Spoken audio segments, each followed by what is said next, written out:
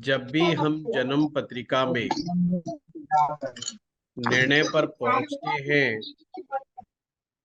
कि आपका राहु आपको अच्छा असर नहीं दे रहा, तो हमेशा कुछ बातों का ध्यान रखें उपाय करने से पूर्व। एक तो इस बात का बड़ा ध्यान रखें कि राहु किस भाव में बैठ करके खराब रिजल्ट दे रहा है। दूसरा, कहीं ऐसा तो नहीं कि वो अपने दृष्टि संबंध से किसी अन्य भाव को या अन्य ग्रह को खराबी पैदा कर रहा हो। ये पूरा विश्लेषण करने के बाद ही आप रेमेडी तैयार करें।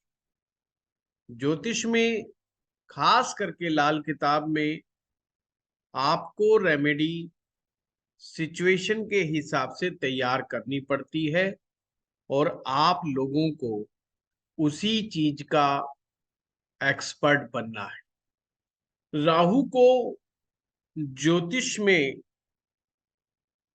3 तरीकों से ठीक किया जा सकता है, यानी कि 3 ग्रहों के माध्यम से ठीक किया जा सकता है।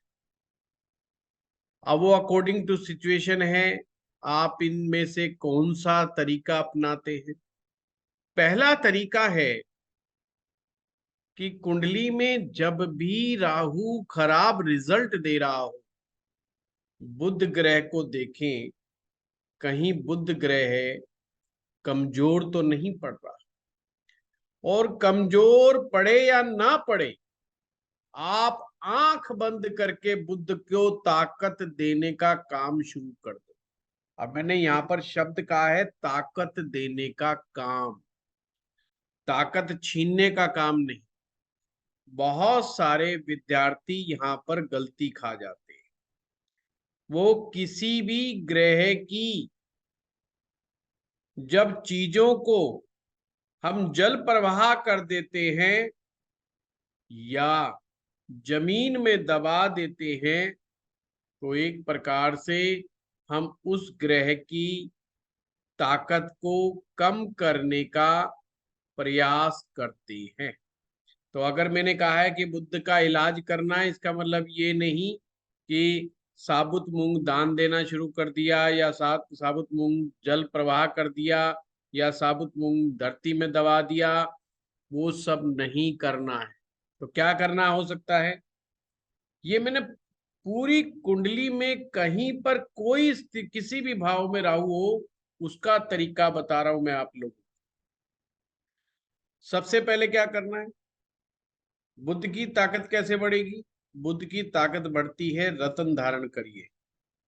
बुद्ध का रतन पन्ना रतन, हाँ ये मैं जरूर कह दूं, 70 to 80% तक पन्नों में नकल पन्ना भी चलता है। नकली पन्ने बहुत मिलते हैं नाम से, उससे मिलती हुई कैटेगरी के बहुत सारे पत्थर मिलते हैं। कहीं पर उनमें कलर मिला दिया जाता है, कहीं पर वो बड़ा बकवास होता है और झूठे सच्चे सर्टिफिकेट तक भी दे दिए जाते हैं। ये थोड़ा इसके लिए आपको मशक्कत करनी पड़ेगी। विश्वास पात्र जगह से अच्छी गद्दी से अगर आपको कोई अच्छा पन्ना रत्न मिलता है तो आप उसको सबसे छोटी उंगली में दिन बुधवार चांदी की अंगूठी में या सोने की अंगूठी में, वो अपनी जेब को देख लेना, उस हिसाब से आप पन्ना रत्न धारण कर सकते हैं। अब प्रश्न उठता है, जो लोग अच्छा पन्ना नहीं धारण कर सकते तो वो क्या करें। उन्हें तुरंत माँ भगवती के मंत्र पाठ बताइए, माँ दुर्गा का अनुष्ठान बताइए, माँ दुर्गा के मंत्र जाप बताइए, निवारण मंत्र का जाप बताइए। ये भी बुध ग्रह के लिए अच्छा है।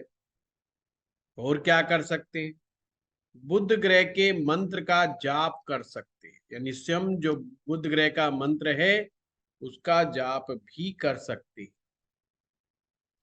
आपके दिमाग में प्रश्न उठता होगा कि क्यों ना हम डायरेक्ट राहु का इलाज करते हैं उठा करके। हम बुध को क्यों जाएं या अन्य ग्रहों की तरफ क्यों जाएं? तो ध्यान रखना, जब कुंडली में राहु बिगड़ता है, जब कुंडली में राहु बिगड़ता है, तो वो अकेला नहीं बिगड़ता, वो बहुत सारी चीजें बिगाड़ चुका होता है। जब तक राहु के विकराल रूप आप लोगों को समझ में आता है, जब तक उसके साथ अन्य कई ग्रहों की भी हालत खराब हो चुकी होती है, और ऐसे में राहु बहुत शक्तिशाली हो जाता है। राहु जब शक्तिशाली हो जाता है और वो आपको आपके ही द्वारा किए गए कर्म का नकारात्मक फल दे रहा होता है, उस समय वो भरसक कोशिश क्या क्या करता है। पहली भरसक कोशिश, इसको कोई भी नेक सलाहकार आदमी नहीं मिलना चाहिए। अगर नेक सलाहकार आदमी गलती से मिल जाए, तो ये इस आदमी के दिमाग में वो चीजें डाल दो कि ये उस नेक आदमी की बात को ना सुने।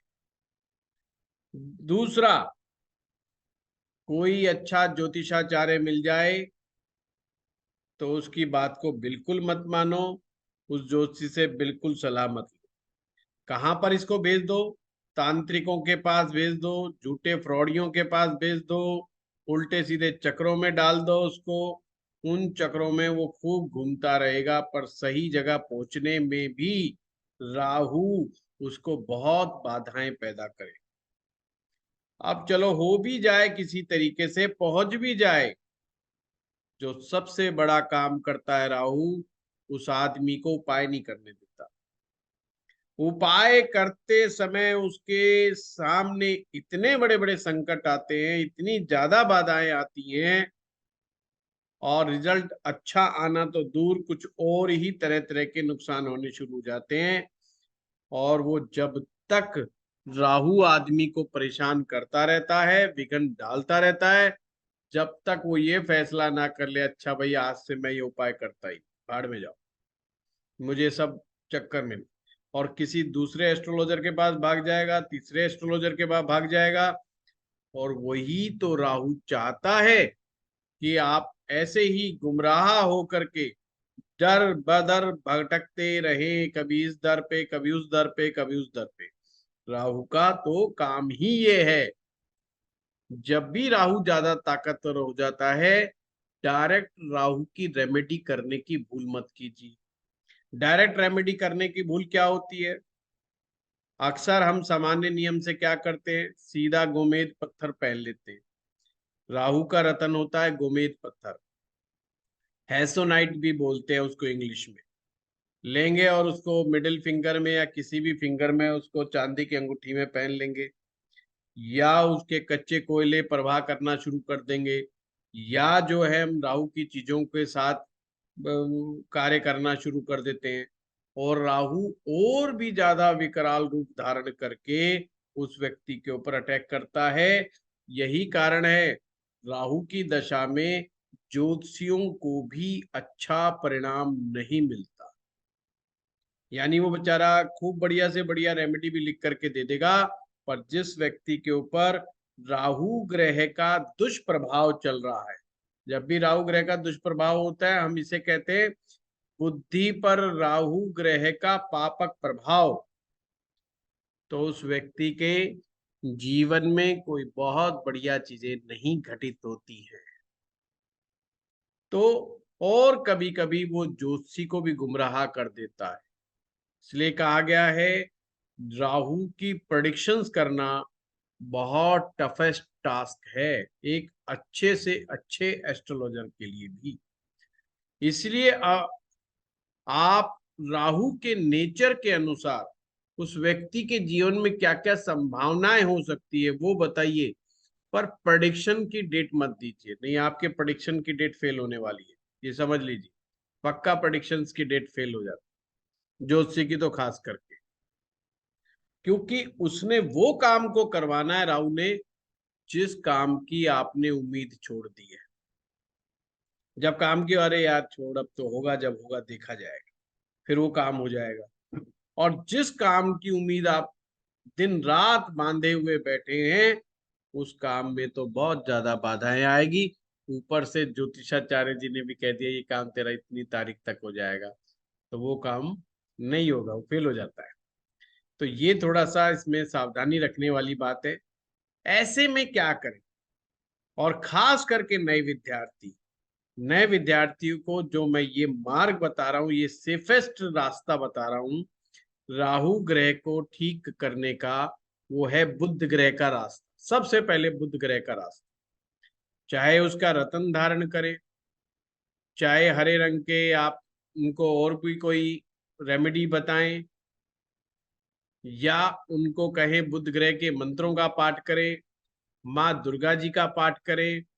और एक चीज ध्यान रखें, दुर्गा जी के पाठ से राहु ग्रह जल्दी कंट्रोल में आ जाता है।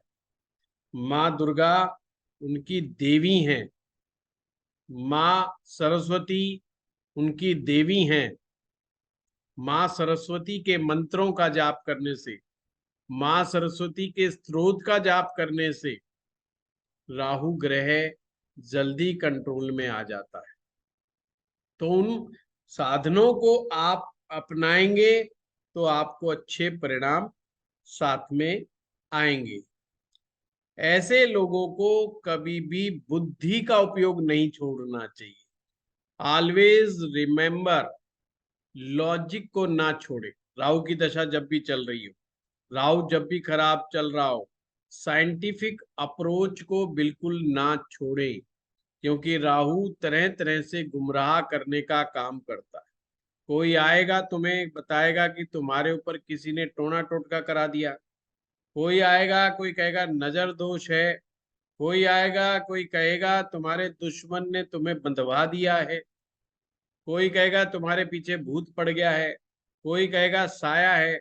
इन चक्रों में नहीं पड़ना। राहु ग्रह यही चाहता है कि आप इन उलझनों में उलझ जाएं और किसी किसी पर शक करने लग जाएं। तो इन टंटों में नहीं फंसना है आपने, इस चीज का ध्यान रखें। ये था पहला स्टेप बुध ग्रह का। अब स्टेप नंबर 2, जो बहुत ही स्ट्रॉन्ग स्टेप है, जो अक्सर ज्योतिषाचार्य इस स्टेप को अवॉइड कर देते हैं, वो नहीं करना है। दूसरा मार्ग है चंद्रमा का मार्ग। देखो बड़े कमाल की बात, चंद्रमा जब राहु के साथ आ जाता तो बेचारा खुद फंस जाता है।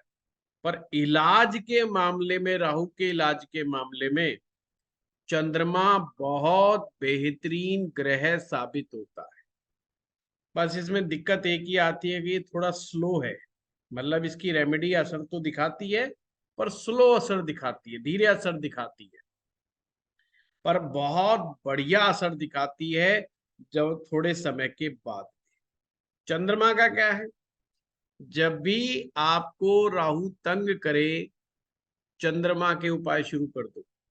और जो उपाय की जब मैं बात करता हूं, ये नहीं कि जो मन में आया वही उपाय कर दो, नहीं। ताकत बढ़ानी है। किसकी ताकत बढ़ानी है? चंद्र की ताकत। ध्यान रखना, राहु सबसे पहला हमला जो करता है वो बुद्धि पर करता है, और दूसरा हमला वो मन पर करता है। मन यानी कि चंद्रमा पर। अगर ऐसे में बुद्धि के लिए बुध ग्रह है, मन के लिए चंद्र ग्रह है, अगर मजबूत है आपके, तो चंद्रमा आपका कुछ नहीं बिगाड़ने वाला। चंद्रमा से उत्पन्न होने वाले साइड इफेक्ट आपको इतना परेशान कर सकते हैं कि आप सोच भी नहीं सकते। अभी मेरे पास सामने 3-4 दिन पहले एक केस आया। एक यंग लड़की थी, 28-30 साल उम्र रही होगी। उसकी 1 महीने पहले सर्जरी हुई थी, थोड़ा इन्फेक्शन बना। डॉक्टर ने उसको इस तरीके से समझाया कि ये बहुत सीवियर हो गया है और बहुत बड़ा हो गया है और इसकी तो दोबारा सर्जरी करनी पड़ेगी। वो इतना घबरा गई सर्जरी का नाम सुन करके कि पूछो मत। जब मेरे पास आई तो देखा कि राहु की दशा चल रही थी। मैं समझ गया। मैंने कहा कुछ मत कर, change your doctor, change your hospital.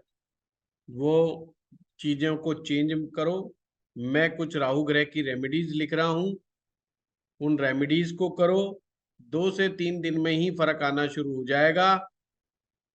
आज सुबह उनका फोन आया कि मैंने दूसरे डॉक्टर से ओपिनियन ली, उन्होंने कहा सर्जरी की जरूरत नहीं है।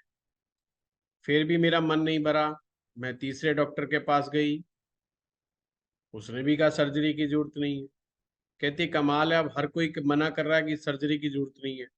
मैंने कहा ऐसा है, पहले वाला जो बोल रहा था वो पता नहीं किस चक्कर में बोल रहा था, आप जो दूसरे बोल रहे हैं कि सर्जरी की जरूरत नहीं है, और वो भी नामी ग्रामी डॉक्टर बोल रहे हैं, ऐसा नहीं कि किसी और होम्योपैथ या आयुर्वेद में चली गई, ऐसा नहीं हुआ। मैंने कहा आप अपना इलाज कराओ, परंतु राहु का इलाज पूरा करना है, ये 10-20 दिन करके नहीं छोड़ देना है, नहीं तो फिर परेशानी हो जाएगी। वो इतना घबरा चुकी थी कि उससे बोला नहीं जा रहा था, और उसको कुछ कुछ डाउट हो रहे थे। उसको तो यहां तक लग रहा था कि मैं बचूंगी कि नहीं बचूंगी पता नहीं। राहु राई को सुन समझ लेना, राहु राई, राई का जो दाना होता है ना, एक छोटा सा दाना होता है, अपन सब्जी में गिरते हैं, हमारी माताएं बहनें डालती हैं सब्जी में, है खटास के लिए भी डालते हैं, कढ़ी में डलता है। राई का दाने को पहाड़ बना पहाड़। करके दिखा देता है। तो ये राहु की खासियत है।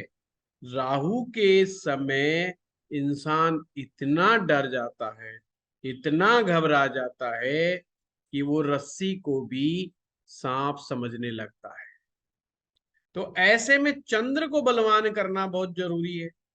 अब वो उसकी कुंडली के अनुसार देखो कि चंद्रमा को बलवान कैसे कैसे किन किन तरीकों से किया जा सकता।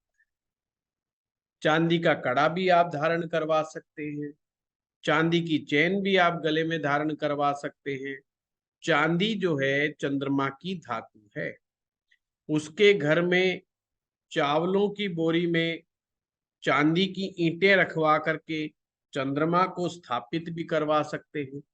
और अगर वह चंद्र की दिशा हो तो ज्यादा उत्तम है, यानी कि उत्तर पश्चिम दिशा, उत्तर उत्तर पश्चिम दिशा का जो कॉर्नर है, उस दिशा का स्वामी चंद्र है।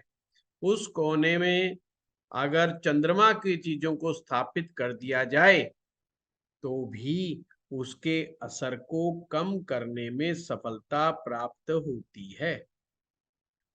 आप कहें जी ये भी नहीं समझ में आ रही कि लाल किताब की रेमेडी है, तो जो लोग वैदिक में यकीन रखते हैं, भगवान शिव की शरण में चले जाएं, इधर उधर ना देखें, भगवान शिव की शरण में चले जाएं। या तो माँ भगवती की पाठ पूजा करें, अगर वो भी नहीं होता तो भोलेनाथ की पूजा करना शुरू कर दें। और अगर जिन लोगों को साधना करने का अभ्यास है या जो साधना कर सकते हैं, उन्हें अघोर मंत्र की, शिव के अघोर मंत्र की साधना करना ज्यादा अच्छा रहता है। वो भी नहीं हो सकता तो कोई बात नहीं, ओम नमः शिवाय पकड़, ओम नमः शिवाय पर ऐसे जप करना है जैसे नाम जप करते हो। नाम जप करने का क्या होता है, जब भी हल्का सा भी होश आया उसी समय ओम नमः शिवाय, ओम नमः शिवाय, ओम नमः शिवाय शुरू हो गए। उसका कोई खास टाइम नहीं है, थोड़ा सा भी बैठ गए, देखा थोड़ा सा समय है 10 मिनट, ओम नमः शिवाय शुरू करना शुरू कर दिया, मन ही मन में शुरू कर दिया, बोलने करके शुरू कर दिया। हमेशा चलते फिरते उठते बैठते ओम नमः शिवाय का पाठ, ओम नमः शिवाय का पाठ, तो आप देखेंगे कि राहु ग्रह शांत होने लगेंगे। और क्या कर सकते हैं, और ये भी बस की बात नहीं है तो जल अभिषेका, शिवलिंग पर, ज्योतिर्लिंग पर जल अभिषेक करें। अब हमारे यहाँ सनातन धर्म में आलसी भी बहुत हैं, ये मंदिर कौन जाए, मंदिर नहीं जा सकते तो घर में ही कोई शिवलिंग रख लें और उस पर जल चढ़ाए, परात के अंदर, पराती के अंदर जो है रखें, उसको अच्छा सा स्थान दे, फूल वगैरह रखें, चावल चुवल अर्पित करें और बेलपत्र अर्पित करें। बहुत धीरे धीरे धीरे ओम नमः शिवाय का पाठ करें, धीरे धीरे जल धारा से अर्पित करते हुए ओम नमः शिवाय, ओम नमः शिवाय का पाठ। ये चीज भी चंद्र के बल को बढ़ाने वाली होती है। अगर आपके पास धन की कोई कमी नहीं, परमेश्वर का आशीर्वाद है, तो किसी ब्राह्मण को बुला करके प्रदोष वाले दिन या सोमवार वाले दिन, अमावस्या वाले दिन रुद्राभिषेक करवाए।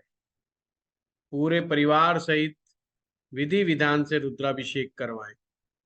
रुद्री का पाठ सुनना या रुद्री का पाठ का अध्ययन करना, मनन करना, पढ़ना, ये सब चीजें राहु की दशा में आपको लाभ दे सकती है।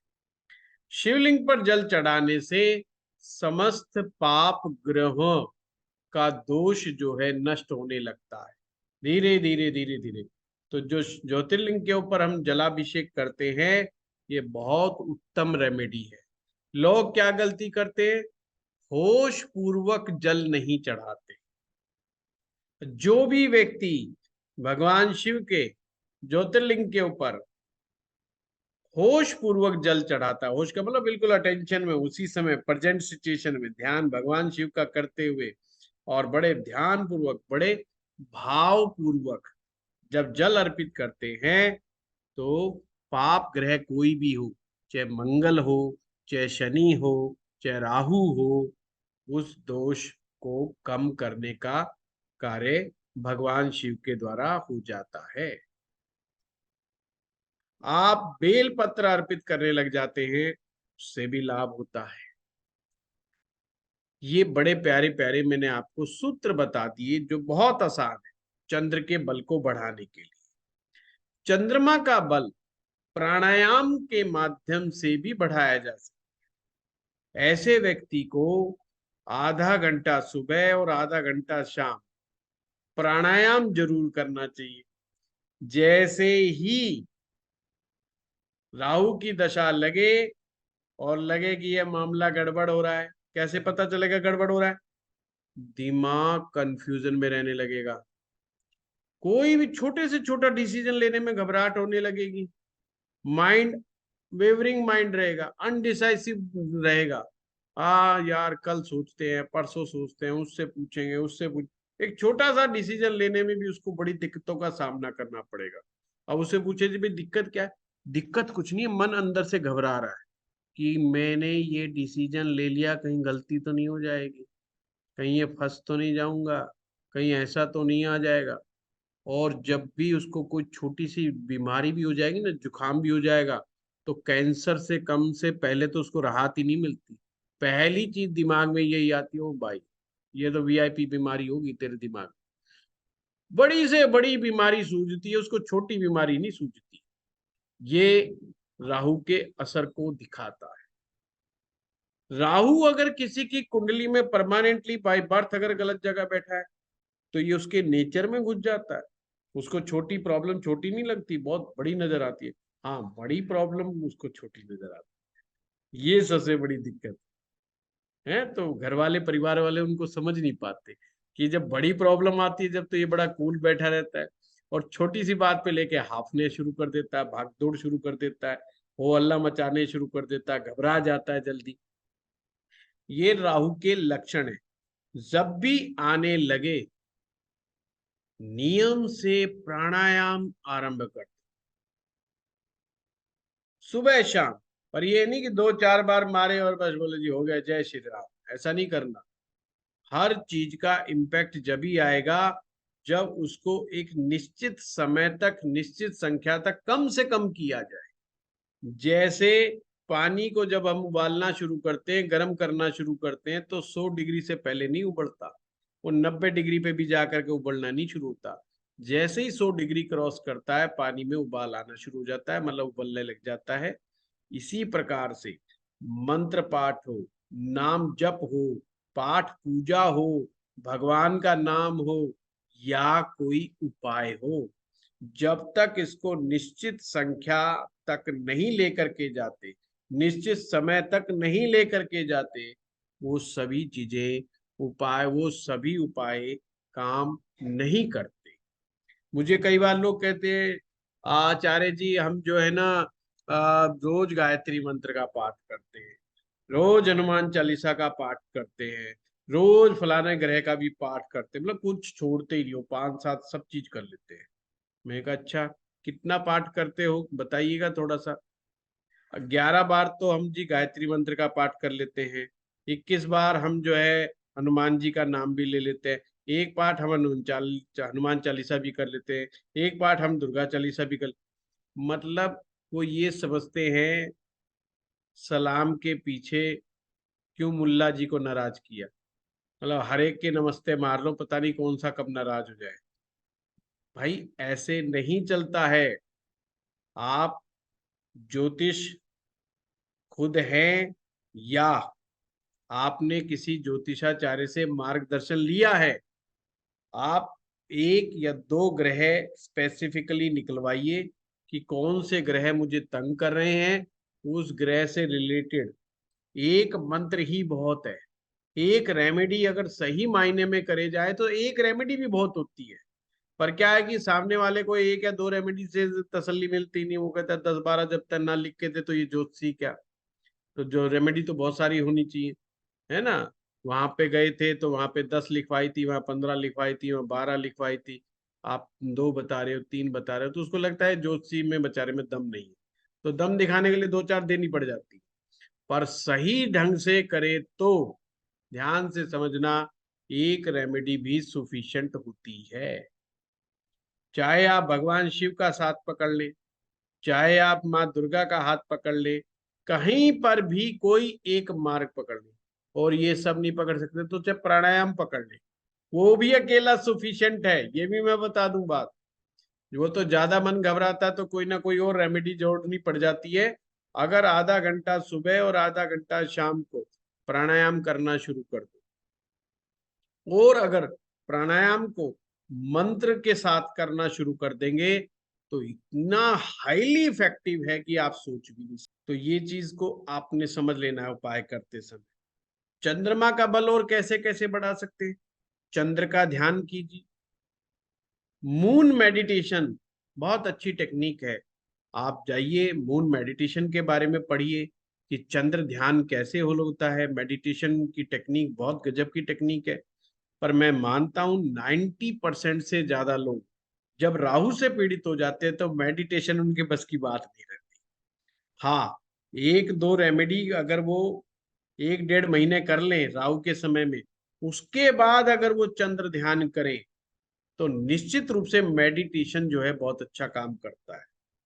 और एक और चीज साथ में आप लोगों को बता देना चाहता हूं, यहाँ पे क्लियर कर देना चाहता हूं, कुंडलिनी तंत्र का सबसे बड़ा प्लेनेटरी राहु है। कुंडलिनी जागरण की क्रिया राहु की शक्ति के द्वारा ही होती है। अगर राहु को कोई व्यक्ति अपना फेवर में ले ले, यानी कि फेवरेबल बना ले, तो ये समझिए कि कुंडलिनी जागरण की प्रक्रियाएं वहीं से ही आरंभ होनी शुरू हो जाती है। जब इंसान का राहु साथ देने लगता है तो उसके अंदर के शक्ति चक्र अपने आप उसका साथ देने लग जाते हैं, और उसके अंदर राहु के सकारात्मक गुण भी आने लग जाते हैं। अक्सर लोगों को राहु की दशा में बहुत बहुत लाभ होता गया है, होता देखा गया है, क्योंकि राहु आने वाले के समय के बारे में पहले से समझा देता है। राहु की क्या खासियत है, जैसे ही उसके सामने कोई इंसान आएगा ना, वो तुरंत समझ जाएगा इसके मन में क्या चलता है। मतलब इतना गजब का होता है राहु। राहु अगर किसी का फेवरेबल है, ये समझ लो उसके सामने जो भी व्यक्ति आएगा, उस व्यक्ति के मन में क्या विचार चल रहा है, क्या उसका बुद्धि का लेवल है, वो तुरंत जज कर लेगा। इतना जबरदस्त होता है। और मार्केट में क्या होने वाला है, भावी समय में क्या होने वाला है, भविष्य में क्या होने वाला है, उसको तुरंत समझ में आ जाए। इसीलिए तो मैंने एक वीडियो बनाया था कि कौन व्यक्ति अच्छा ज्योतिषाचार्य बन सकता है, जिसमें 4 ग्रहों का नाम लिया था मैंने, उसमें से एक राहु भी था, कि एक अच्छा राहु भी व्यक्ति को एक अच्छा ज्योतिषाचार्य बनाता है, क्योंकि वो आने वाले समय को भांप लेने की शक्ति रखता है। तो इस तरह से आप चंद्र का ध्यान करके, मैं की और अगर चंद्रमा का ध्यान आपको नहीं समझ में आता तो अन्य मेडिटेशंस का भी साथ ले सकते हैं। हाँ, यहाँ मैं एक बात कहना चाहता हूँ, मून मेडिटेशन जिनको पहले ही कफ की समस्या है वो ना करें।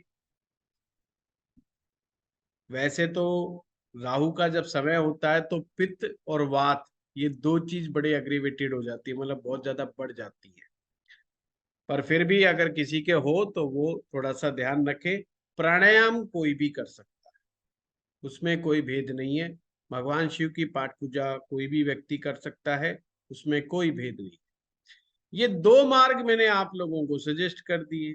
तीसरा मार्ग क्या है? तीसरा मार्ग बड़ा अद्भुत है, वो है बृहस्पति का मार्ग। कि आप बृहस्पति को ताकत दे दें। बृहस्पति जितना ताकतवर होगा, राहु के हर तरह के साइड इफेक्ट से आपको बचा ले। यानी कि गुरु ग्रह अगर आपका बली है तो भी राहु आपको नेगेटिव इफेक्ट नहीं करेगा। यानी कि सही मायने में गुरु राहु को कंट्रोल करने की ताकत रखता है। इसीलिए तो हमारे सनातन धर्म में गुरु की महत्ता बहुत बड़ी है, क्योंकि गुरु जो है अशुभ से अशुभ ग्रह को भी कंट्रोल करने की क्षमता रखता है। बस एक ही है कि ये गुरु के साथ, खुद के साथ राहु ना बैठ जाए। गुरु को गलती कभी भी नहीं करनी चाहिए कि राहु के साथ बैठ जाए। इसका प्रैक्टिकल लाइफ में मतलब समझते हो आप?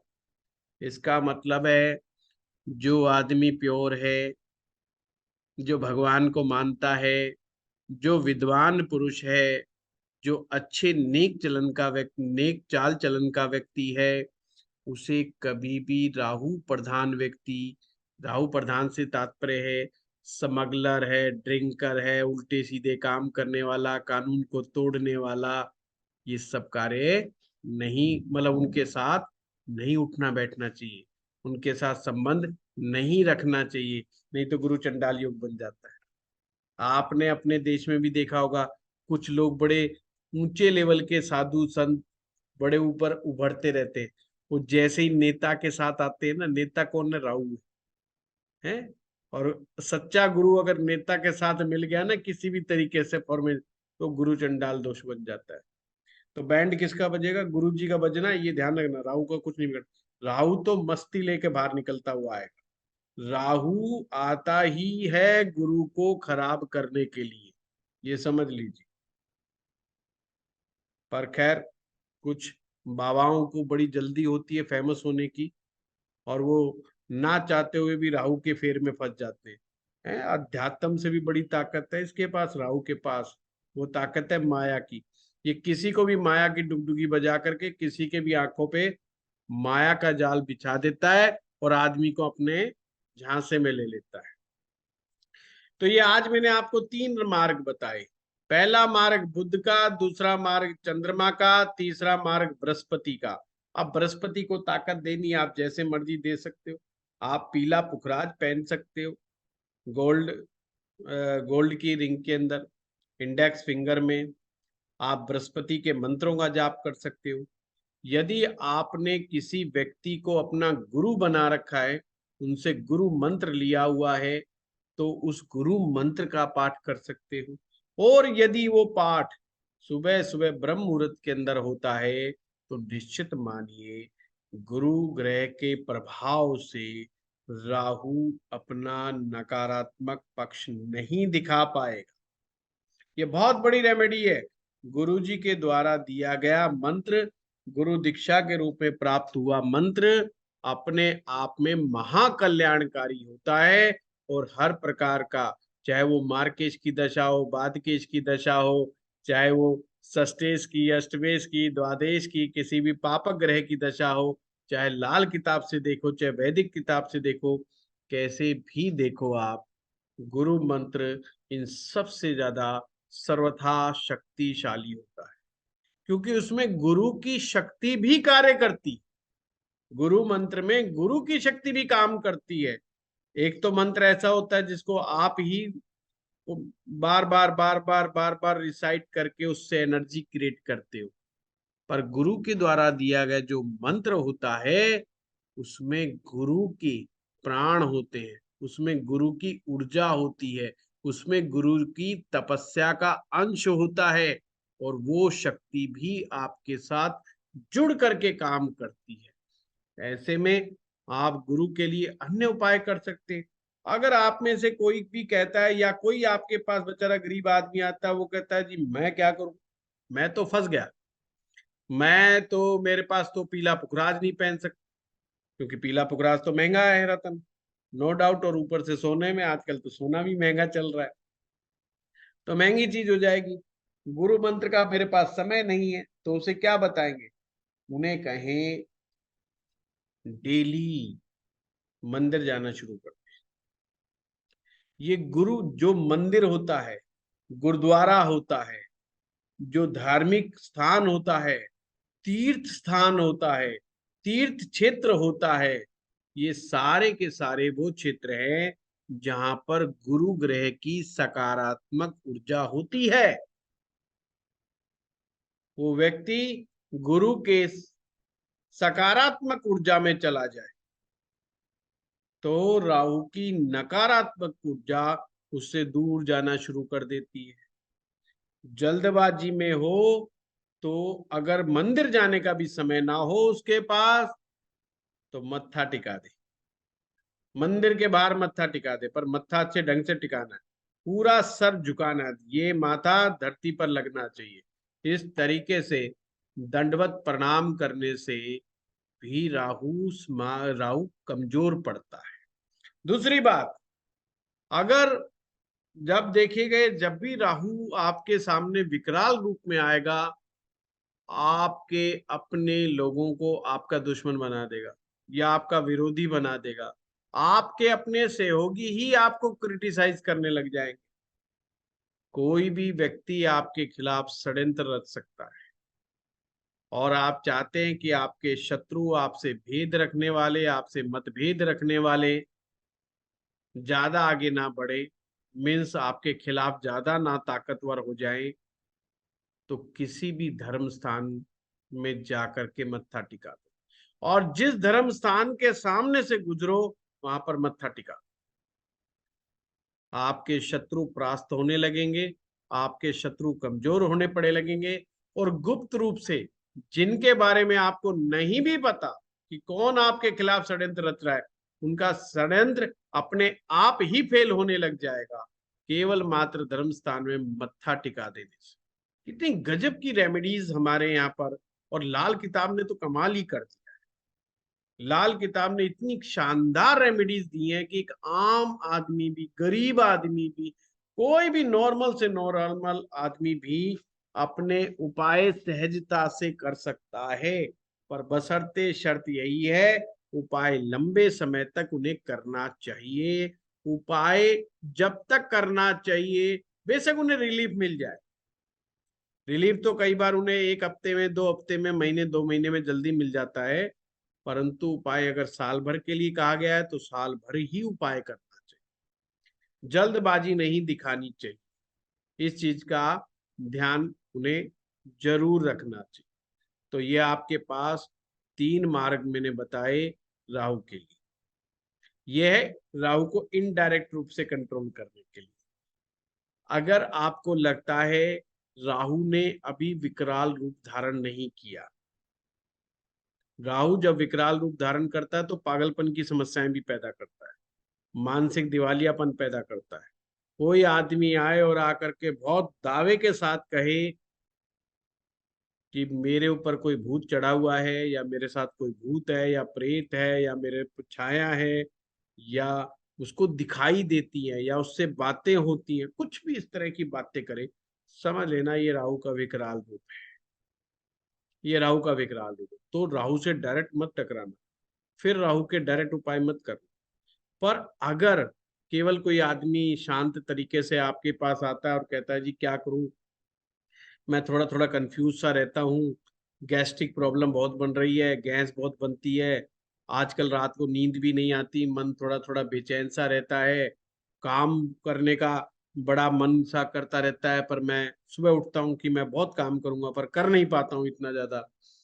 पर मुझे वैसे फाइनेंशियली फायदा हो, वैसे मुझे कई तरह के अनएक्सपेक्टेड लाभ हो रहे हैं, कई तरह के मुझे फायदे भी हो रहे हैं, कई मेरे काम भी हो रहे हैं आचार्य जी, जिनके बारे में नहीं सोचा था वो काम भी बन गया। पर मैं मन से बड़ा दुखी चल रहा हूं। समझ लेना, राहु इसके खिलाफ ज्यादा नहीं है, बहुत कम है। ऐसे में डायरेक्ट आप राहु की रेमेडी दे दो, कोई प्रॉब्लम नहीं है। क्या रेमेडी हो सकती है? जो, हमेशा ध्यान रखें, जो बारले जिसे बोलते हैं, जो इसके द्वारा राहु का इलाज किया जा सकता है। नारियल, जो जटा वाला नारियल होता है, सूखा नारियल होता है या पानी वाला नारियल होता है, इसके द्वारा भी राहु का उपाय किया जा सकता है। और तीसरी चीज है रांगा। ये तीन चीज है, जो, नारियल या रांगा, ये तीनों ही नहीं, इनमें से कोई भी एक, जो भी इजिली अवेलेबल हो वो चीज आप जो है उसका उपयोग करके राहु का इलाज कर सकते हैं। आप जौ का दान कर सकते हो, जिस भी व्यक्ति का राहु चीज खराब हो रही है, जौ का दान करके वो कर सकता है। किसी भिखारी को दे सकते हैं, गौशाला में जा करके जौ दे सकते हैं। और जिनके यहाँ नहरें हैं, नदियां हैं, परमात्मा ने आशीर्वाद दे के भेजा है, कोई गंगा किनारे रह रहा है, कोई यमुना जी के किनारे रह रहा है, किसी पवित्र नदी के किनारे रह रहा है, तो बहुत ही उत्तम है। उसे तो फिर जो जल में प्रवाहित करनी चाहिए। समस्या थोड़ा सा अगर ज्यादा लगे तो अपने वजन के 1/10 वा हिस्सा जो जल प्रवाहित कर देना चाहिए। और नहीं तो अपने जिस भाव में राहु बैठा है उस भाव का पर ग्राम के हिसाब से या पर केजी के हिसाब से ले लो। जैसे मान लो चौथे भाव में राहु है तो 400 ग्राम जौ या 4 किलो जौ, जैसी अपनी हैसियत है। या तो उसको का दलिया बनवा करके गौशाला में गायों को खिलवा दो, किसी गरीब को दे दो, गरीब तो कोई लेगा नहीं जो जल्दी सी। तो ऐसे में गौशाला में जा करके गायों को खिलाना ज्यादा बेटर रहेगा। या आप जल प्रवाहित करो, अगर जल का मामला बना हुआ है तो वो वाला काम आपको ज्यादा अच्छा फल देगा। इस तरह से जोश के द्वारा आप काम कर सकते हो। जौ को, मछलियों वाला तालाब यदि है तो जौ को मछलियों को भी खिला सकते हैं। दूसरा बड़ा उपाय हम क्या कर सकते हैं? रांगा यानी लेड, लेड को भी बहते जल में प्रवाहित कर सकती है। और तीसरा क्या बताया? नारियल। नारियल को या तो जल प्रवाह के माध्यम से, यानी जल में प्रवाहित कर दो, आपके कोई नदी है वहां पर तो जल प्रवाह कर दो नारियल को। नदी नहीं है तो किसी मंदिर में जाकर के दे आओ नारियल को। इस तरीके से आप, दोनों ही तरीके हैं आपके पास, जल प्रवाह का भी तरीका है और मंदिर में भी दे करके आने का तरीका है। ये तीन चीजें ऐसी हैं जिनके द्वारा आप राहु का उपाय कर सकते हो। अब सर्दियों का मौसम आ गया है और इस समय मूली का मौसम चल रहा है। मूली सभी शहरों में आ चुकी है, तो मूली भी राहु ग्रह के उपाय में बहुत बड़ा योगदान देती है। खास करके जिनको बुरे बुरे सपने आते हैं, कुछ का कुछ दिखाई देता हो, किसी को पितर दिखाई दे रहे हैं, किसी को भूत प्रेत दिखाई देते हैं, रात की नींद डिस्टर्ब रहती है, या सारा दिन दिमाग चलता रहता है, घबराहट बनी रहती है, हार्ट की पल्पिटेशन चलती रहती है, ऐसे में रात के समय अपने सिरहाने 1.25 किलो मूली अपने सिरहाने रखें। और अगले दिन स्वीपर अगर मिल जाए तो जो सफाई कर्मचारी होता है उसे सम्मान पूर्वक वो मूली दे दो, और कुछ सिक्का जरूर उसे दे दो, 5 का 10 का सिक्का जरूर दे दो। अब कई बार क्या होता है कि स्वीपर नाराज हो जाता है, उसको शक होता है पता नहीं क्या करके दे रहा बाबूजी है, तो कई बार वो नहीं भी लेता। अगर ऐसी दिक्कत आपको आती है तो ये दुर्गा जी के मंदिर में भी दी जा सकती हैं। ये मूलियां किसी भी दुर्गा जी के मंदिर में जाएं, और वहां पर जा करके आप जा करके दे करके आए। और ये पर लगातार 45 दिन करना है। ये मतलब 1 2 दिन 4 दिन से नहीं होगा। निश्चित मानिए इन मूलियों से, मूलियों के दान करने से जो भी राहु से पीड़ित व्यक्ति है उसको दे करके देखेगा। अगर उसको भूत प्रेत दिखाई देते तो वो देने बंद हो जाएंगे, उल्टे सीधे सपने आते तो वो बंद हो जाएंगे, रात को नींद नहीं आती है तो वो ठीक हो जाएगी, भय की स्थिति कम हो जाएगी, और भी अन्य कोई दिक्कत आ रही है तो हो जाएगा। अक्सर राहु की दशा में एक काम और भी हो जाता है, कभी कभी सरकार उसके अगेंस्ट हो जाती है, क्योंकि राहु सूर्य के अगेंस्ट है। तो राहु जब खराब स्थिति में होता है तो कभी कभी सरकार भी उसके अगेंस्ट हो जाती है। अगर सरकारी आदमी है तो सस्पेंशन हो जाती है, या उल्टा सीधा काम करते हुए पकड़ जाता है, उसकी पोल खुल जाती है।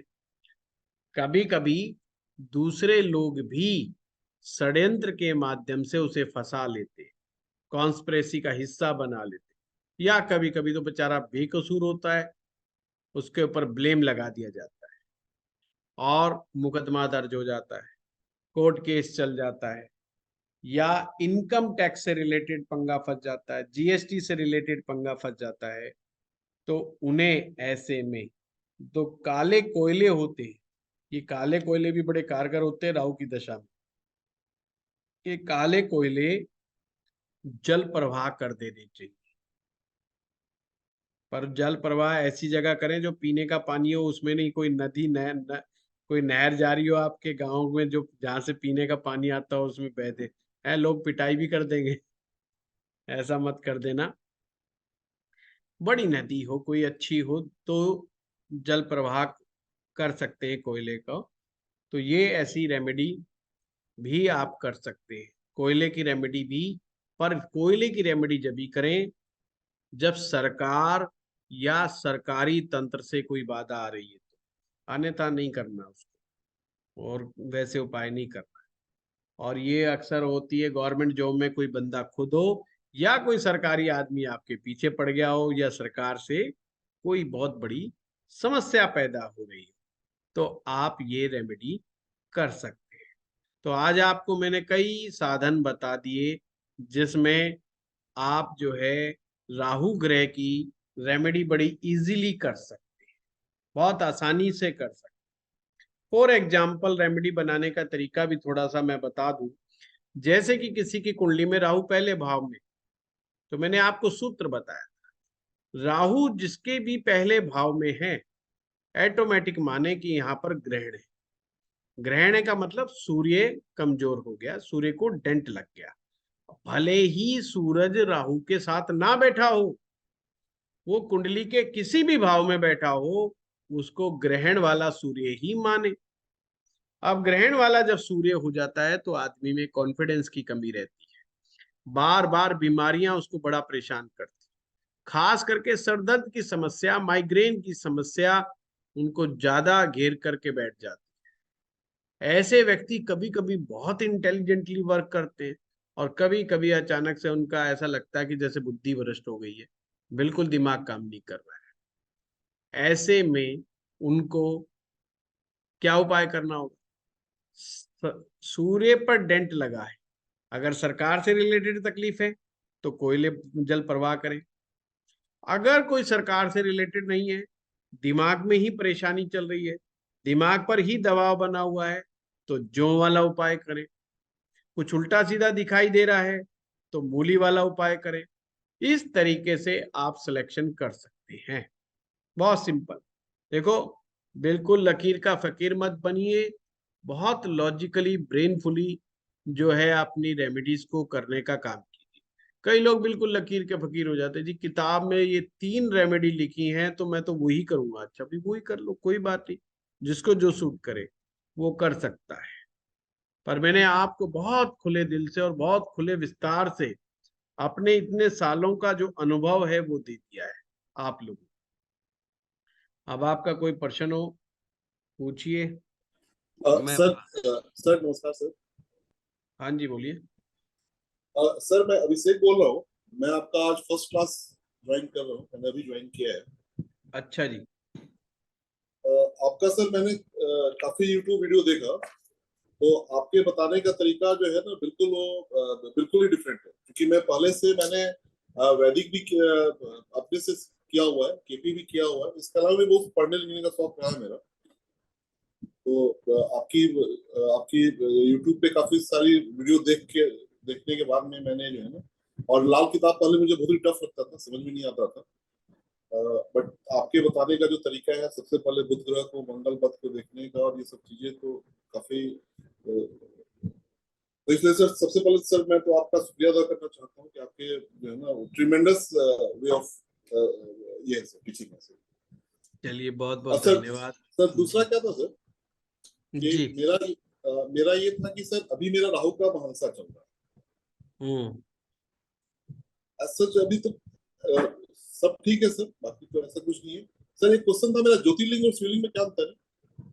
कोई अंतर नहीं है, वो मुंह से निकल जाता है जल्दी, एक ही चीज है। अच्छा सर, एक मैंने इस पे व्हाट्सएप पे भी मैंने क्वेश्चन डाला था, बुध के लिए आप सर स्टील का छल्ला भी बताते हैं, क्योंकि बुध गोला होता है।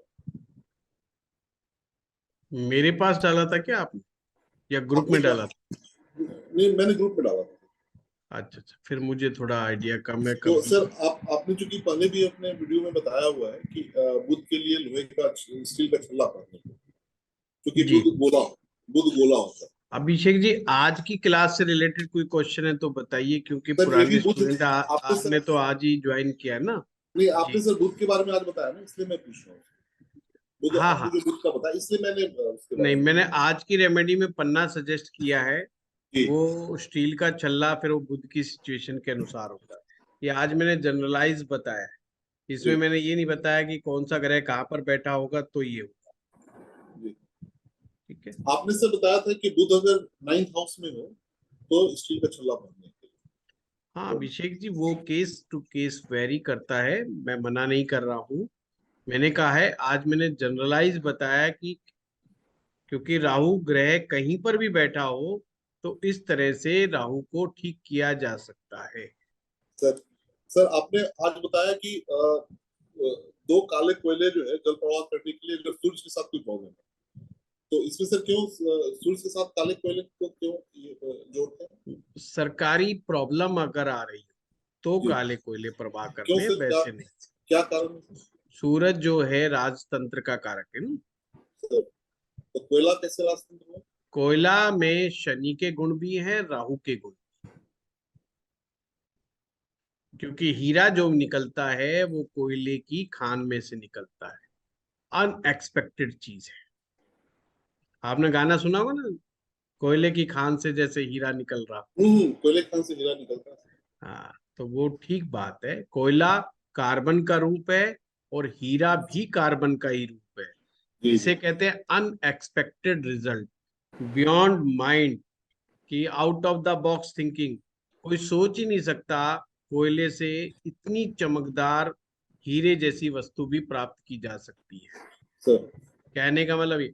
और राहु भी हमारी जिंदगी में वैसा ही होता है, जो अनएक्सपेक्टेड रिजल्ट देने में सक्षम होता है। सर तो इसको सर आपने सूर्य से रिलेट किया ना? सूरज से रिलेटेड नहीं, जब मैंने कहा पहला भाव, आप थोड़ा सा स्टडी कर लीजिए अभिषेक जी, है ना, फिर आपको और भी मजा आएगा। नहीं है ना, नहीं सर तो ऐसे सर लगातार प्रश्न आपके चलते रहेंगे तो उसमें बाकी लोगों के प्रश्न रह जाएंगे। तो मुझे लगता है क्योंकि ये बाकी लोग समझ चुके हैं कि मैंने पहले भाव में राहु हो तो सूरज से रिलेटेड क्यों वो चीज क्या कही है। ठीक है सर। ठीक है, ओके, थैंक यू। हाँ Sonia ji. Radhe Radhe sir. Radhe Radhe. Sir sir मैंने कहीं पढ़ा है कि सैटर्न 6, अगर सैटर्न छठवें घर में बैठा हो तो उनको चावल स्थापित नहीं करना चाहिए, ये सही है? सोनिया जी, वो चीज छोड़ो, आज के बारे में बताओ। आज के बारे में ये सर आपने बताया ना, चांदी का मून से अगर रेमेडी करनी है तो चावल स्थापित करने को नॉर्थ वेस्ट में। तो हाँ अगर हाँ। सैटर्न 6 हो कुंडली में, मतलब 6th नहीं हाउस में सैटर्न बैठा हो, तो ऐसा नहीं, कुछ है क्या? हमेशा लॉजिक लगाओ कि अगर हम्म। शनि ग्रह छठे में आएंगे तो छठा हम्म। भाव किसका है? छठा भाव बुध और बुध केतु का का। है और केतु का है। केतु का है। तो दोनों यहाँ दोस्त, दोनों नहीं फ्रेंड है नहीं उनके। नहीं नहीं, मुद्दा फ्रेंड या एनिमी का नहीं है, पर चंद्रमा कहाँ है यहाँ? हाँ, मना, चंद्रमा तो भाई नहीं है। मना के पीछे कोई तो कारण होगा ना। आप समझो, मना के पीछे हम लोग काला टीका क्यों नहीं लगाते? डाकू लोग काला टीका लगाते। आपने हिंदी हम्म। फिल्मों में देखा हो ना, बॉलीवुड में डाकू को दिखाना हो तो बेचारे के माथे पे काला टीका लगा देते, जबकि वो काला टीका लगाते नहीं है। हम लोग काला टीका क्यों नहीं लगाते? गृहस्थ जीवन वाले व्यक्ति को काला टीका लगाए देखा है? सारे परिवार वाले उसके पीछे पड़ जाएंगे कि काला टीका लगाती है ना। काला टीका माएं लगाती है नजर दोष छिपाने के लिए, पर कान के पीछे लगाती ताकि किसी को दिखाई ना दे। हम्म। पर मेन माथे पर, भ्रुकुटी पर, यहाँ पर किसी ने काला टीका देखते हो आप? नहीं देखते। नहीं देखते, क्यों नहीं होते? ये अगर वो काला टीका राख का है तो राख जो है केतु है। हम्म। अगर वो कोयले का है तो वो शनि है। किसी भी तरह की काजल का है तो शनि है। आप समझिए बात। तो हम शनि को लगन पे स्थापित नहीं कर सकते। शनि को लगन पे स्थापित नहीं कर सकते। करेंगे तो क्या होगा? क्योंकि तो शनि तो नीच का असर देगा पहले भाव में। तो हमने काजल को शनि के साथ जोड़ रखा है ना। तो हमने कहा ना कि पहले भाव में शनि हो या ना हो, आपने शनि को पहले भाव में नहीं जाने देना। तो छठे भाव में चंद्रमा कहाँ है? हाँ, नहीं, चंद्रमा नहीं है कहीं पर भी। नहीं भाई, कोई दूर दूर तक कोई रिलेशन बन रहा है क्या? कोई नहीं बन रहा। नहीं।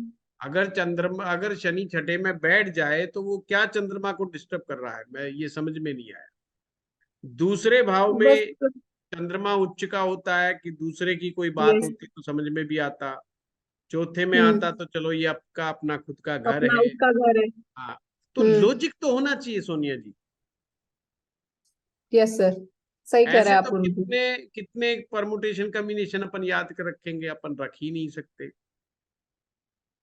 नहीं, वो उन्होंने जिन्होंने बताया उन्होंने कहा ये एक्सेप्शन है, ये है इसमें बस ऐसा। हमने पूछा भी क्यों, नहीं बोले एक्सेप्शन है ये। मैं समझाता हूँ। जिस सब्जेक्ट को भी पढ़ाया जा सकता है वो अजम्पशन पे नहीं चलता, वो लॉजिक से चलता है। मैथ की क्लासेस होती है, यूनिवर्सिटी होती है ना। आजकल हिंदुस्तान में ज्योतिष के स्कूल चल जगह जगह चल रहे हैं ना। चल रहे हैं कि नहीं चल? पर अभी यस तक सर। भूत की पाठशाला क्यों नहीं खुली? कोई कराता क्रैश कोर्स, आइए भूत पकड़ना सिखाएं, भूत काबू कैसे करें, किसी की टांट पे छोड़ें। भाई इसका भी तो क्रैश कोर्स होना चाहिए ना। अब ये तो बहुत मिल जाते हैं, निकालने वाले सब मिल जाते हैं। कोई सिखाने वाला मिलता है क्या? निकालने वाले तो आपको हिंदुस्तान के गली गली मोहल्ले मोहल्ले में मिल जाएगा कि हम यस भूत सर। निकाल देंगे। हैं, कुछ तो खुद ही भूतनियां जो है भूतनियां निकालने का काम करती है। मतलब वो पहले भूतनी का ड्रामा दिखाएंगी और फिर वो कहेंगे जी हम भूत निकालेंगे। अरे भाई तुम तो खुद साक्षात हो। कहने का मेरा मतलब ये है, जिस चीज में लॉजिक नहीं है उसको पढ़ाया नहीं जा सकता। एक्चुअली। और ज्योतिष एक लॉजिकल सब्जेक्ट। आप सोचो, जब आप लोग ने कोई ज्योतिष की क्लास नहीं ली थी उस समय आपके क्या हालात थे? आज आप मेरे पास इतने लंबी क्लास के बाद हो, आज क्या आप कुछ कुंडली में देख के कुछ समझ में आता है? एक चीज तो आती होगी ना, मतलब एक ग्रह कहीं ना कहीं तो पकड़ लेते होंगे ना। यार ये यस सर। चलो, और कुछ नहीं समझ में आया तो ये मंगल ही समझ में आ गए, चौथे में बैठे हैं तो मांगलिक हो गया जी। इतना तो समझ में आ गया ना। और उस यस बात को सर। कोई भी नहीं काटता। जहां चले जाओ वो सारे कहे हाँ जी मांगलिक ही। फिर आप उसके लक्षण बताओ, सामने वाला भी कहता है हाँ हाँ ये तो लक्षण है। ये है साइंस, इसको ही साइंस कहते। साइंस का मतलब क्या है? किसी भी ऑब्जेक्ट को आप देख करके, नाप करके, तोल करके, उसके नेचर का, उसको हर चीज का आप विश्लेषण कर सकते हैं। और उसका रिजल्ट जब बार बार सेम आने लगे तो वो साइंस बन जाता है। अब पेन यस को सर। मैं खोलूंगा, इससे लिखना शुरू कर दूंगा, फिर बंद कर दूंगा, पर दोबारा खोलूंगा तो भी ये लिखना शुरू कर देगा। पॉइंट समझ रहे हो ना? तो हम कहेंगे साइंस है। यस सर, समझ आया सर। वो समझ कोई में आया ना? लॉजिक नहीं है उसका, तो तो उसको नहीं ज्योतिष, पकड़ना। ठीक है, कोई भी कुछ भी दिखाने के लिए कुछ भी कह के निकल जाए। कि अजम्पशन कुछ नहीं होता, ज्योतिष में लॉजिक होता है। बिना लॉजिक के कोई चीज नहीं घटित होती है। पहले ना बहुत सारे लोग है ना वैदिक ज्योतिष में पढ़ने वाले अक्सर ये लिख के निकल जाते थे कि ये अनलॉजिकल बुक है।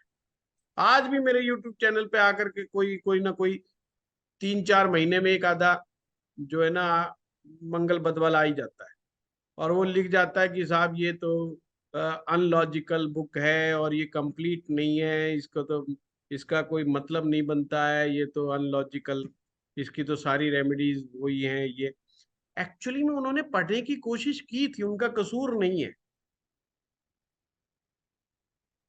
पर लाल किताब अपने अंदर प्रवेश हर किसी को नहीं करने देती, और कुछ लोग गलती से कर जाते हैं तो उनको निकलने नहीं देती, सीख के निकलने नहीं देती, उनको पागल बना के छोड़ देती है, गुमराह करके। लाल किताब में ये बड़ा नेगेटिव पॉइंट है, पागल बना के छोड़ देगी। वैदिक ज्योतिष में आप पढ़ो, नहीं समझ में आया छोड़ दो, कुछ नहीं, बड़े प्यार जैसे घुसे थे वैसे ही बाहर निकल आओगे। लाल किताब अपना अंश छोड़ जाती है उसके अंदर, अब वो ना इधर का बसता है ना वो इधर का बसता है। इसीलिए लाल किताब में तो विशेष गुरु का आशीर्वाद लेना बहुत जरूरी हो जाता है, क्योंकि लाल किताब में जगह जगह जगह जगह माया बिखरी पड़ी,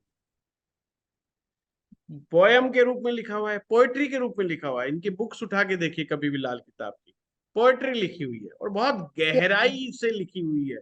अब उसको डिकोड करना है, स्पष्ट रूप से तो कुछ लिखा ही हुआ ही नहीं है, कि जहां पे सीधे सीधे लिखा हो, सीधे सीधे लिखा ही नहीं हुआ।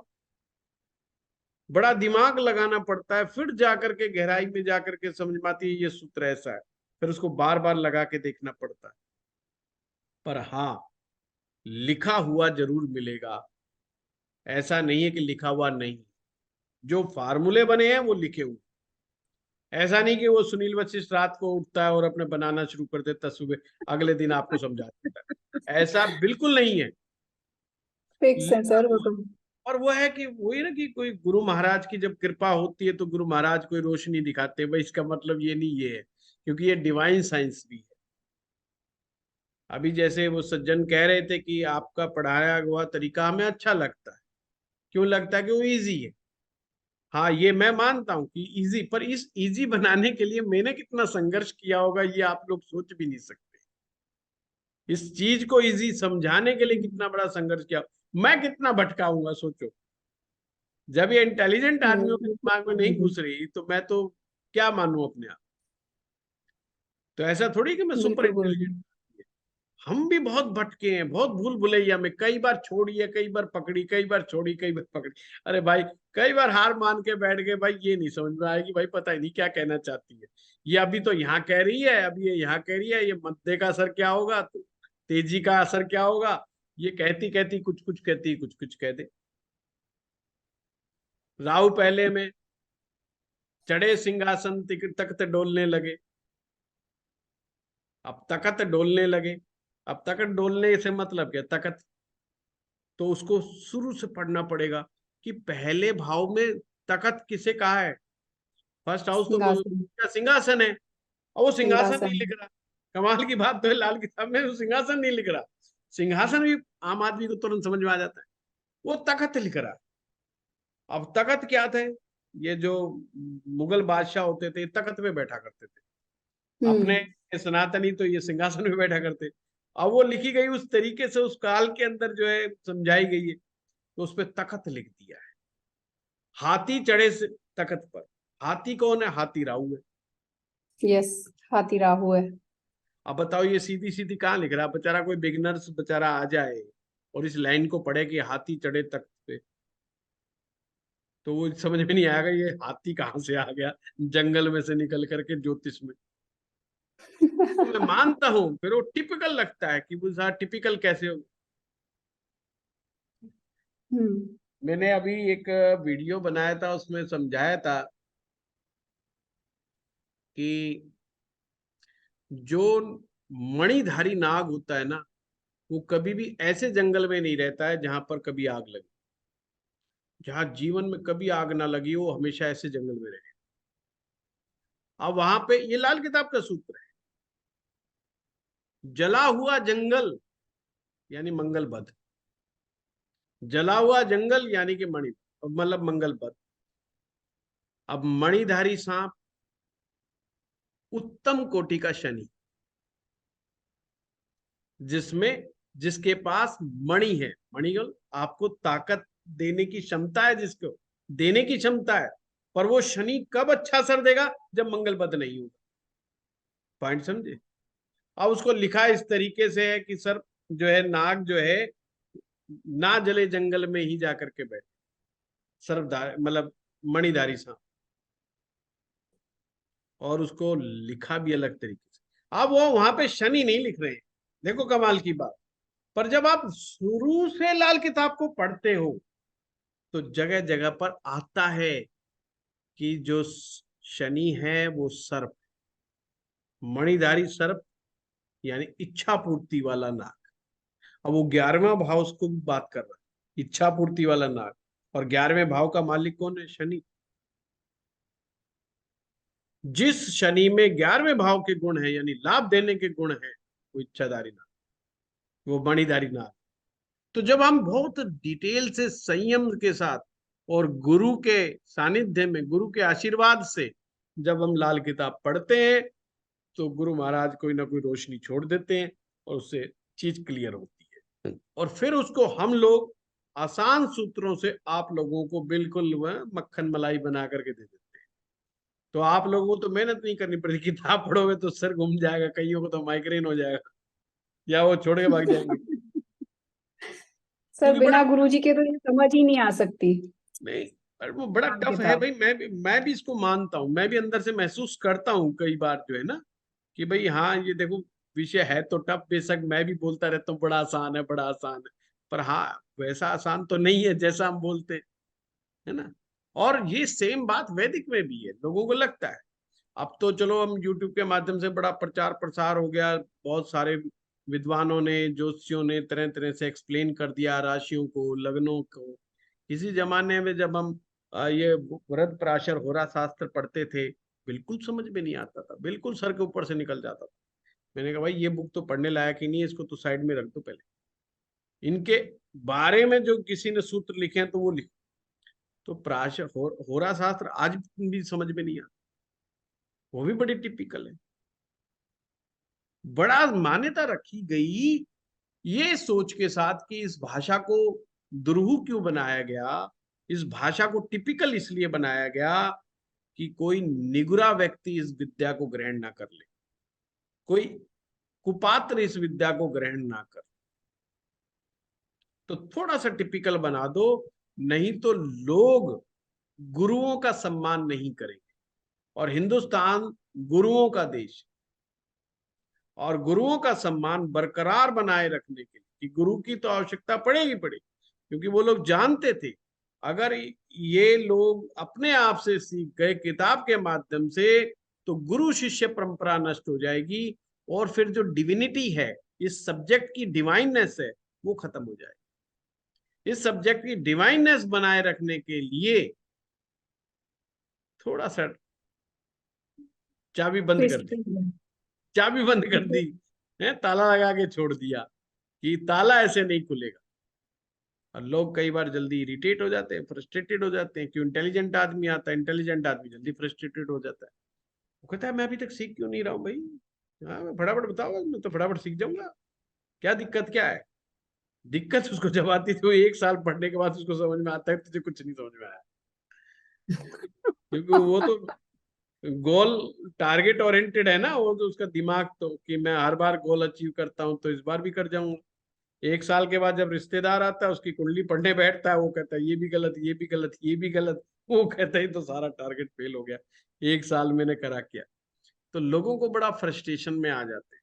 इसी तरीके से लोग उपायों के समय में भी बहुत फ्रस्ट्रेटेड हो जाते हैं। और मैं अक्सर कहता हूं, इस बार मैंने संडे की क्लास में भी कहा था, कोई भी आदमी जिसने उल्टा सीधा कर्म कर रखा है, ये उल्टे सीधे कर्म करने वालों के लिए लाल किताब के उपाय काम नहीं करते।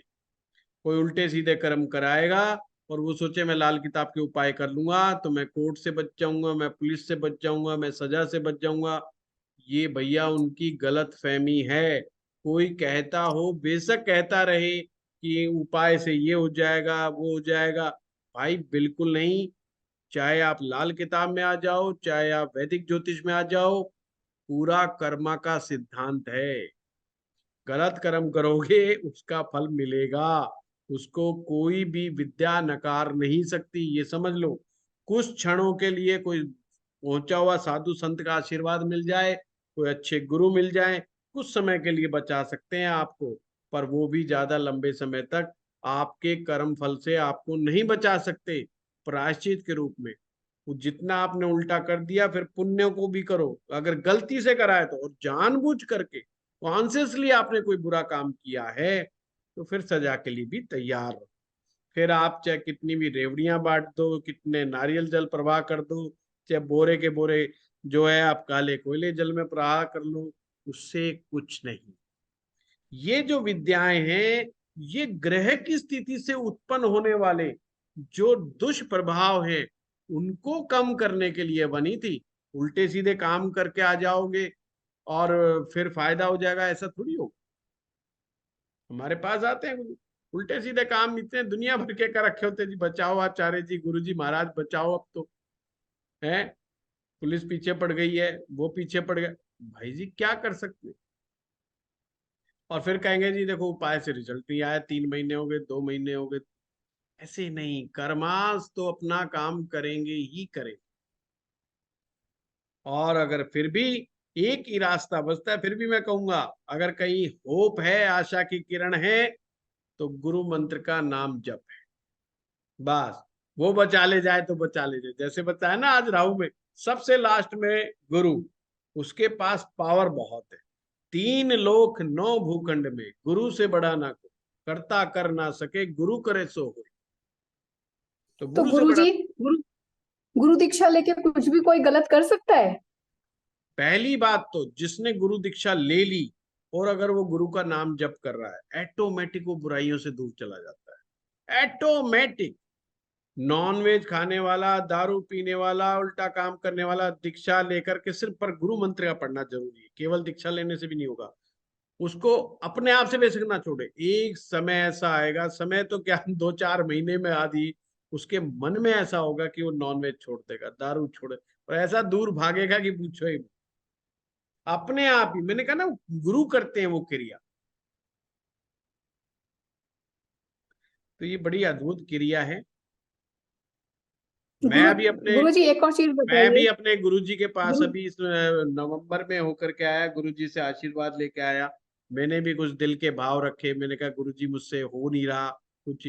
हमारे गुरुजी ने कहा बेटा मैं करूंगा, चिंता क्यों कर। हेलो, बड़ा आराम मिल गया, और गुरुजी ने कह दिया हो जाएगा। तो ये बड़ी अद्भुत चीज है, बहुत गजब की चीज है, बहुत डिवाइन चीज। तो आप लोग उल्टा सीधा, जी मैं ये गुरुजी। नहीं कहूंगा कि उल्टा सीधा करके गुरु दीक्षा ले लो, पर हाँ अगर कोई, मैंने कहा ना अननोइंगली कुछ गड़बड़ हुई, तो अननोइंगली अगर गड़बड़ हुई है तो उसके लिए भगवान के यहाँ पे माफी है। और नोइंगली आप गड़बड़ उल्टी सीधे काम करोगे तो फिर ज्योतिष की कोई रेमेडी आपके लिए काम नहीं करेगी। नहीं तो अभी चुनाव हुए, नेता लोग ना जीत जाते, ये आम आदमी से ज्यादा पैसा फेंकना जानते हैं, एक एक रात में करोड़ों रुपए बांटने की ताकत रखते हैं, तो ये ना जीत जाते क्या? इनके पास ज्योतिषी नहीं थे, क्या तांत्रिक नहीं थे इनके पास? है ये सारे ज्योतिषी तांत्रिक सब लाइन लगा के खड़े कर लेते हैं अपने पास, है ना। किसी को प्यार से, किसी को सम्मान से, किसी को नोटों के दम पे, किसी को कुछ भी दम पे जाप नहीं करा सकते, क्या पूजा नहीं करा सकते, क्या उपाय नहीं करा सकते? सब करा सकते, फिर भी हारे होंगे कि नहीं हारे होंगे? कितने लोगों को हार मिली होगी, है ना। तो ये चीज नहीं टाल सकते। कोई भी उपाय, कोई भी नेताजी आपके गली मोहल्ले में आ जाए तो ये मत कह देना मैं ज्योतिषी हूँ तो तुम्हें जिता दूंगी या मंत्री बना दूंगी, ये मत कह है ना। हाँ, नहीं तो वो वे तो पीछे पड़ जाएंगे, देख लेना, वह पिंडे पिंडे छुड़ाना भारी हो जाएगा। हम्म? ये तो किसी को नहीं बताना गुरुजी। हाँ क्या अपने आप नहीं, आओगे तो ठीक ये है। नहीं ये भी देख लिया करो कि वो राहु है। हाँ, जिसको हम्म। दाना डाल रहे हो वो राहु है पीछे पड़ जाएगा, छोड़ेगा वही नहीं। ना। हाँ, फिर मना करना उसको मुश्किल हो जाएगा। हम्म। गुरु से लड़ना आसान है, राहु से लड़ना आसान थोड़ी है। गुरु तो बेचारा बाद में आपके भी असर कर्म दिखाएगा। खराब हो जाएंगे। है। हाँ। आपके भी तो कर्म खराब होंगे गुरु जी, कुछ बिल्कुल उल्टा सीधा करोगे तो। बिल्कुल बिल्कुल बिल्कुल, इसलिए मैं हम्म। सभी को समझा। चलिए, आज काफी टाइम हो गया। कुमुदनी जी फटाफट बताइए। नमस्ते सर। नमस्कार। सर मैं ये पूछ रही थी, जैसे आपने राहु के उपाय बताए, जी। तो अगर राहु राहु सिंह लगन की कुंडली में 9th हाउस में और राहु की ही महादशा चल रही है, अच्छा, तो उनको किस तरह का उपाय करना चाहिए उसके लिए? देखो कोई मानता तो है नहीं वैसे, जिस तरह के उपाय लाल किताब में लिखे हैं। नहीं पहले सर, तो हम सर पे आपको तो। पहले सर पे चोटी रखना शुरू कर दे। शरीर पर सोना अच्छा। धारण जरूर करना शुरू कर दे। हाँ, मैं ये कुछ उपाय बता रहा हूँ आपको, नवम राहु के हैं, वो बहुत जरूरी हैं जो आप कर लें। और avoid black and blue colour. Black and blue right. Colour को अवॉइड करना शुरू कर दें। नीलम पत्थर धारण कर सकते हैं, पर वही वाली बात है, पूरा विश्लेषण करा करके ही करना चाहिए। सीपर को कुछ ना कुछ दान देना शुरू कर दे। जो सीपर राइट। होता है, रोज कुछ ना कुछ दान देने से भी फायदा होता है। खाने पीने का जो बर्तन है वो चांदी के हो जाएं तो बहुत ही बढ़िया। चांदी के बर्तन में पानी पिए, चांदी के बर्तन में ही जो है खाना खाएं जा करके, ये है। और कच्चे कोयले किसी लंगर में दान दे सकते हैं, जहाँ पे लंगर पकता हो वहां पे कच्चे कोयले जा करके दान दे सकते हैं। गुरुद्वारे में कच्चे कोयले, पर आजकल तो गुरुद्वारे में नहीं पकाते, नहीं, गैस से ही पकाते हैं, है ना। अगर कहीं लंगर चल रहा हो तो ठीक है, नहीं तो फिर कच्चे कोयले भी जल प्रवाह कर सकते हैं, अगर कोई सरकार से रिलेटेड दिक्कत आ रही है तो। दूसरी बात, शनि की मंदी चीजों से दूर रहें। मंदी चीजें क्या होती है? शराब है, शबाब है, कबाब है, ये सब चीजें शनि की मंदी चीजें हैं, इनसे दूर रहना चाहिए। नवम भाव गुरु का है और गुरु की ताकत बढ़ानी चाहिए। Right. Right, thank you sir. चलो। हाँ, सुनीता जी रह गई। सुनीता जी। कि फर्स्ट राहु जो है तो ये सूर्य को मंगल भी वहां का कारक है, तो मंगल को खराब नहीं करेगा? मंगल को भी खराब करता ही है, तो पर मंगल मंगल को संबंधी ग्रहण नहीं लगाता सुनीता जी, मंगल से ग्रहण नहीं लगता। सूर्य को राहु का मिलन जो है ग्रहण बना देता है। तो मंगल राहु जब भी लगन में बैठेगा, मंगल भी वहां पर इफेक्टेड हो जाता है। इसलिए जिनका लगन पे राहु होता है तो उनको गुस्सा जल्दी आ जाता है, एक्शन का रिएक्शन बहुत फास्ट हो जाता है उनको। कोई तो चीज अनुकूल ना पड़ती तो एकदम भड़क जाते हैं। नहीं, तो फिर ये राहु अगर किसी और घर में जैसे दूसरा तीसरा में, तो फिर उस वक्त कहीं और ग्रहण तो लगे कि नहीं, वहां सूर्य तो है नहीं। बिल्कुल बिल्कुल, अगर राहु सेकंड में बैठ जाए, मैंने पिछले क्लास में पढ़ाया तो है आप लोगों को कैसे देखते हैं। अगर सेकंड हाउस में राहु बैठेगा तो वो बृहस्पति वो भी खराब करेगा, वो चंद्रमा को भी खराब करेगा, वो शुक्र को भी खराब करेगा। एक साथ जो सेकंड में बैठ के तीन ग्रहों को डेंट मार देता है वो। तो ये बड़ी गजब की टेक्निक है। जो लोग वैदिक ज्योतिष में पढ़ते हैं वो भी अगर इस टेक्निक को अपना लें तो बहुत जल्दी पकड़ मिलने लग जाएंगे। हाँ, वर्षाली जी। सागर जी। सर प्रणाम। प्रणाम प्रणाम। सर ये अभी जो राहु पड़ा है ना, तो राहु में सर एक चीज पूछना चाह रहा, शनि में राहु की दशा चल रही है मेरी 1 साल से, और 2025 तक चलेगी। ठीक है। और राहु जो है, शनि तो जो है दूसरे स्थान में है, और राहु 5वें में है। ठीक है। तो इसमें कुछ उपाय वगैरह इसका बता दीजिए, क्योंकि मैं तो हे 7-8 साल से लगा हूँ, ट्रांसफर के लिए हो नहीं पा रहा। हे भगवान, सागर जी आज की क्लास मैंने आप ही के लिए चलाई है, ये राहु के ही हाँ तो वो उपाय मैंने है पूरा सारी पढ़ा। क्लास में। हाँ आज का पूरा वीडियो नोट। देखिएगा। हाँ उपाय तो देख लिए हैं, वो तो समझ आ गया मुझे, वो हाँ दोनों के उपाय करने हैं। लेकिन ये स्पेसिफिक 5वें में बैठने से और सूर्य का है ही वो, तो उसमें उसका हाँ, सूरज को डेंट लग जाता है। ट्रेंड लग रहा है, कल। हाँ उसमें। बिल्कुल बिल्कुल बिल्कुल, हाँ और ये। वह सूर्य भी मेरा वो जो है ना ग्रहण है उसमें, 11वें में हाँ बैठा हुआ है सूर्य केतु। हाँ, सागर साहब ऐसा है, पांचवें राहु की बहुत अच्छी रेमेडी है। अगर राहु ज्यादा दिक्कत दे रहा हो, अगर ज्यादा दिक्कत दे तो करना ये रेमेडी, वैसे मत करना। ज्यादा ना? दिक्कत का मतलब क्या है? वैसे तो नौकरी में तो कोई दिक्कत नहीं है, ठीक चल रहा है। बस बस फिर मत करना, नहीं तो लेकिन 500 ग्राम चांदी, आधा किलो चांदी का हाथी बनवा करके उसको एक बर्तन के अंदर पानी में भिगो करके रखे। ठीक है। पर ये जब दिक्कत दे जब ज्यादा करना, नहीं तो आज मैंने रेमेडी बताई, दुर्गा चालीसा का पाठ करो, हाँ वो नारियल ठीक है। दो, है ना, प्राणायाम करो, जौ दो, स्वीपर हाँ की सेवा करो, उसको बेचारे को दान पुण्य करो, उन्हीं से ठीक हो जाए। हाँ यही। सुनीता जी। और सर एक चीज और पूछना बस, खाली ये वाला तो मेरा हो गया। और एक हाँ उपाय जैसे ये है कि राहु में जैसे गुरु चलेगा और गुरु अच्छा 5वें में बैठा हुआ है, राहु 10वें में बैठा हुआ है, तो क्या ये नौकरी में कुछ कारक हो सकता है? हाँ, नहीं दिक्कत देगा। राहु अगर 10वें में बैठा है और गुरु 5वें में बैठा है तो डेंट हाँ मारेगा, अष्टमी से 8वीं टक्कर मारेगा। हाँ, टक्कर मार रहा है उसको। हाँ तो तो ये फिर इसमें उपाय किसका करेंगे, क्योंकि गुरु को ही मार रहा है ना टक्कर, तो हाँ कमजोर तो कर दे रहा है। गुरु का उपाय करना पड़ेगा और राहु को कमजोर करना पड़ेगा। राहु की तो चीजों का जल प्रवाह करना पड़ेगा। जल प्रवाह करना पड़ेगा, तभी है ना, तभी होगा। हाँ ठीक है सर, थैंक यू। हाँ, वर्षाली जी। जी सर, मुझे ये पूछना था कि सौंफ का और राहु का कैसे रिलेशन है, वो समझ में नहीं आया किसका? मुझे। सौंफ, हरी सौंफ, जो जिसको खाने का अगर बहुत आदत हो किसी को सौंफ खाने की, तो तो क्या राहु, नहीं नहीं, उसका राहु से संबंध है उसका ही नहीं, कोई सौंफ का। रिलेशन है या नहीं है? नहीं नहीं नहीं यार, राहु से उसका कोई संबंध है ही नहीं। किसने बताया?